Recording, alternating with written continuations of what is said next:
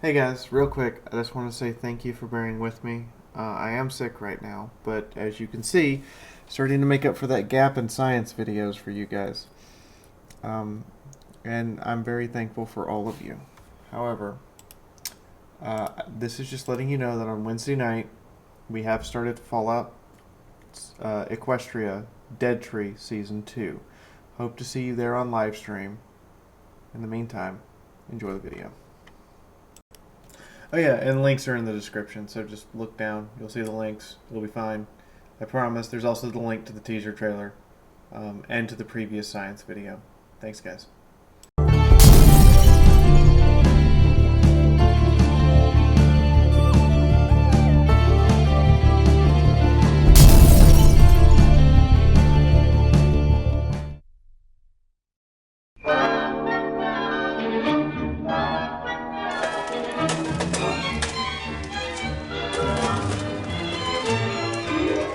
Okay, I know if I connect this to that and then...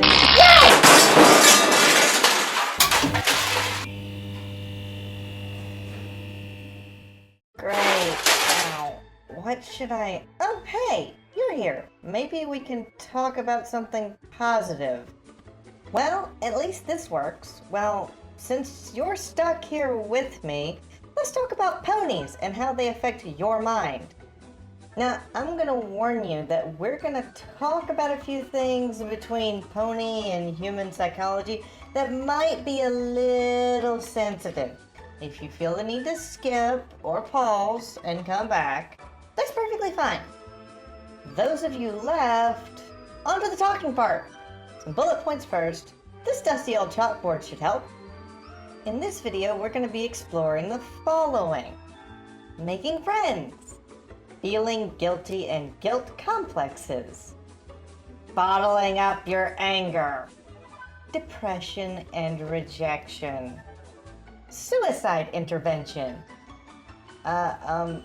social anxiety, how you can't make love happen, retaining individuality,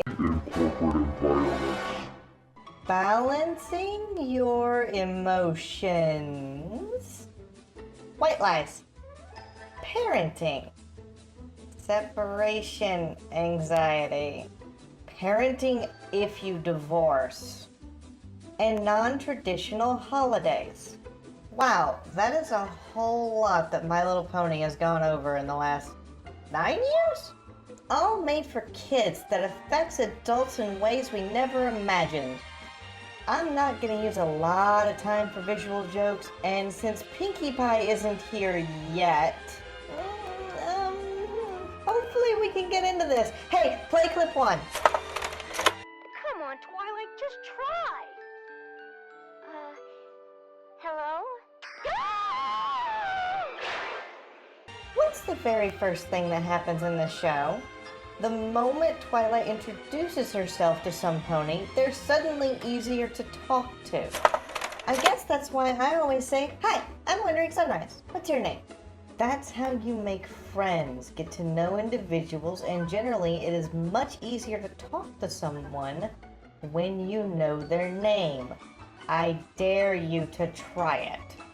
All of these represent social situations in which people generally keep to themselves and remain isolated.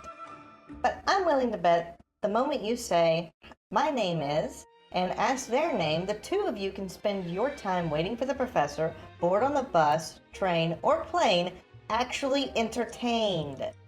By the way, it's nice to meet all of you, and I'd like you to try this experiment and then let me know how it panned out in the comments. Yes, I actually read and reply to all of those. Right, okay, comment section. Please don't smite me yet. Can we talk about point number 2? Because I will admit right now, I feel guilty about giving you a task you are super nervous on. I'm going to talk about how guilt complexes work. Play clip 2. To punish myself for the evil I caused as Nightmare Moon. Why would you do that?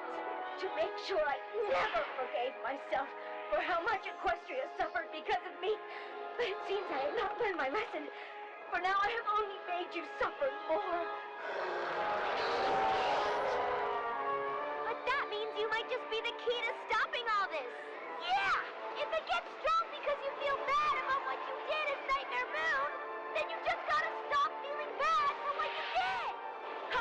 forgive myself.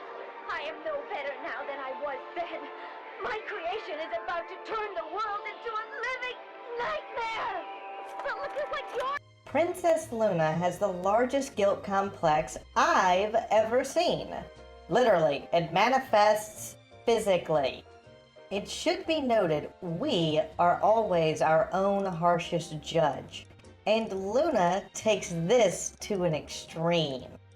Now, it may seem cartoonish, but the truth is, this is how it feels to us when we do something that we truly feel was wrong. It haunts us, it pursues us all our lives, and Luna is an exaggeration of how it is with an adult. However, let me ask you, have you created your own Tantibus? Do you stop yourself from doing activities you like because you feel guilty? And how often have you been unable to trust yourself or let your friends trust you? These are just examples, but they do get a whole lot more in depth. You see, part of getting out of a guilt complex is not only yourself, but your friends showing you what you can't see. We are always our harshest judges. We cannot see our successes because we cannot see past our own faults. We never truly know how beautiful or redeeming our own actions are without others. This is amplified with guilt due to us feeling we've done something morally, objectively, or even ethically just wrong. But Luna here is faced with the fact she has done so much to atone for her own transgression and just keeps torturing herself. The self-torture, it isn't healthy. And we all know it. This is a wake-up call to all of you, especially me. We should seriously consider what our friends say as a perspective that in the case of our own guilt, they know more than we can ever possibly acknowledge. Now, hold on. I know I just made you all see your own guilt and you kind of rage at me about it. Hey, we don't talk about wild wasteland effects when they happen. We don't want the Eldritch Abomination answers. I said let's talk, not deface the bunker I'm hiding in. See, this is what happens when you bottle up your anger. Clip 3 to prove my point. Well, I'm in the castle and I thought I wanted ice cream. And maybe we should check out the Crystal Empire because Twilight's castle is made out of crystals, so I totally have crystals on my mind. Okay, we better start moving if we want to make it to the Crystal Empire. Are you okay, Starlight? Because you seem a little... what's the word? No, I am great. Did your saddlebag just glow? No. Give it. No. They'll give it here. No. What's in this? Okay, you know, for all of us, it isn't that extreme, but there is a good point or 3 in there somewhere with Starlight's angst. One is how you interact with someone when you are mad at them. Literally everything that they do, you will find offensive or rude.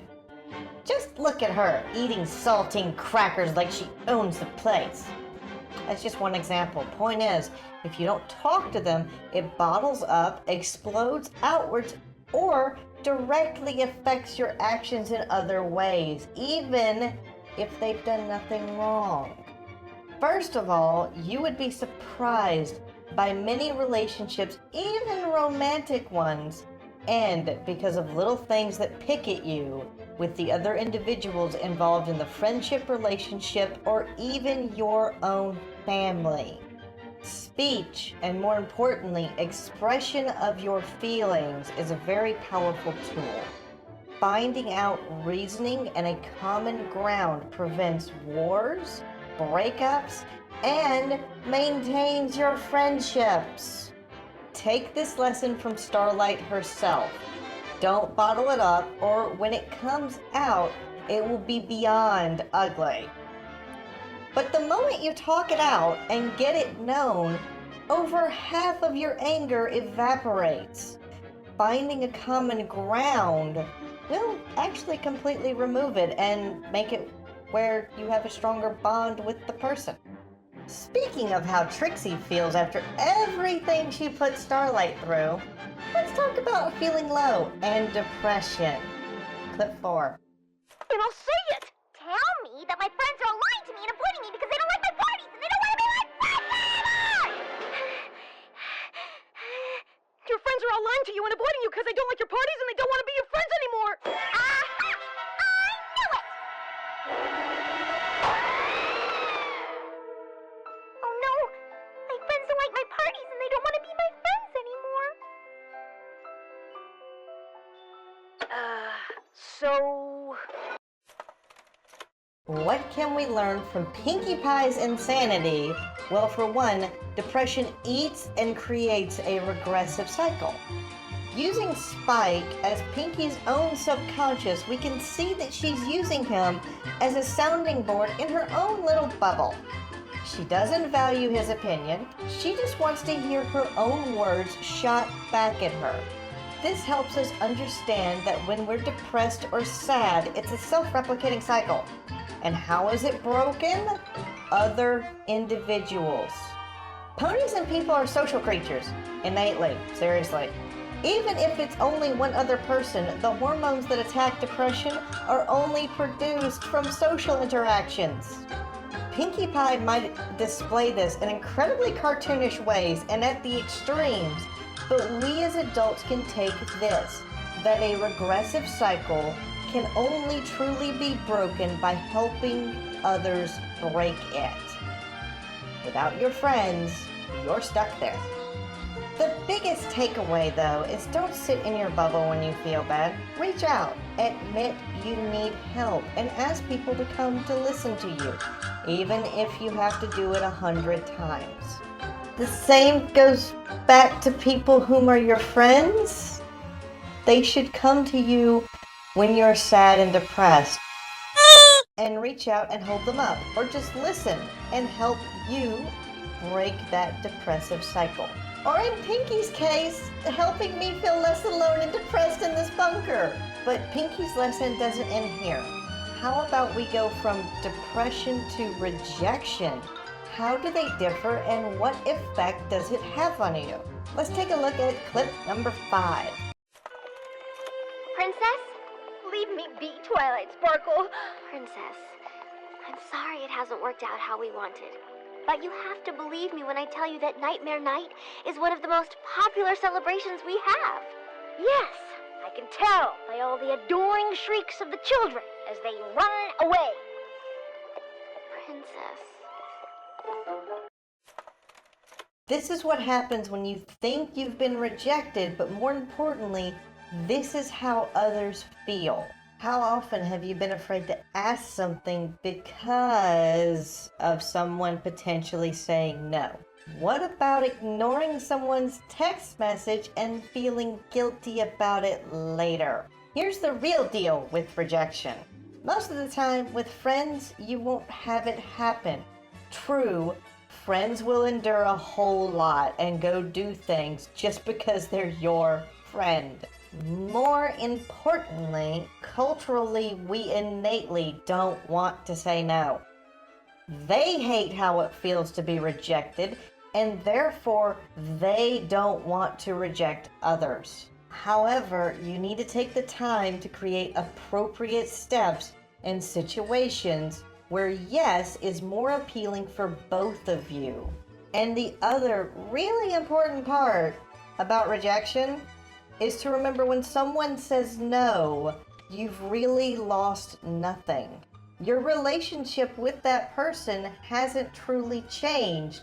Just whatever you offered is not being accepted.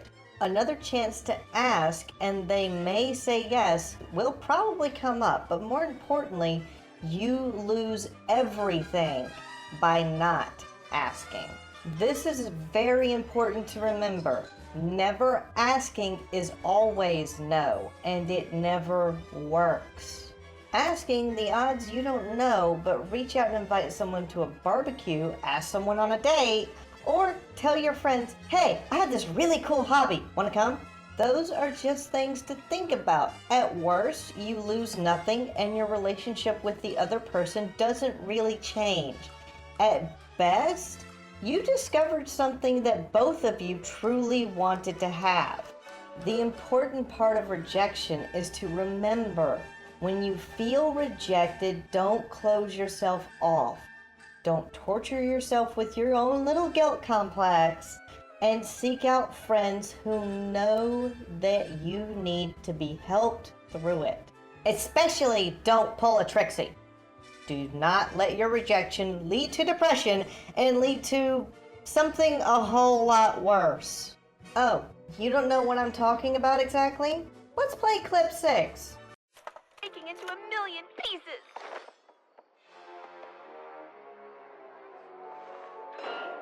Come one, come all. Come and see the pathetic and friendless Trixie's way to go, dum-dum. You really messed it up this time. Repentance Tour. It's a working title! Behold, your fears come true. A pony-eating manticore. For tonight, the great and powerful Trixie will be performing the Moonshot Manticore Mouth Dive.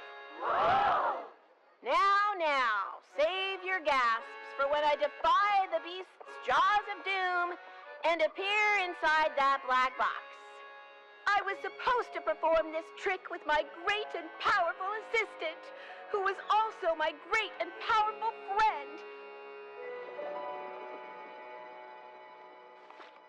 Starlight, when I first came to Ponyville, Princess Celestia gave me room to make my own decisions and my own friends. I need to give you the same freedom. I shouldn't have tried to pick and choose your friends for you. Just like me, you have to make your own decisions and your own friends. But what if Trixie really was using me just to one-up you? From what I've seen, she's the real thing. But it's not my place to judge. It's all up to you.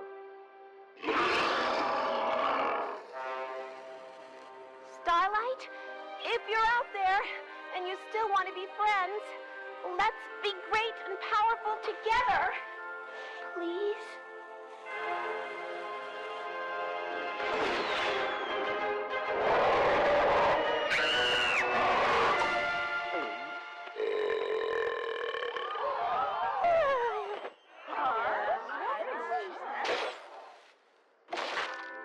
Behold, the fate and powerful Trixie!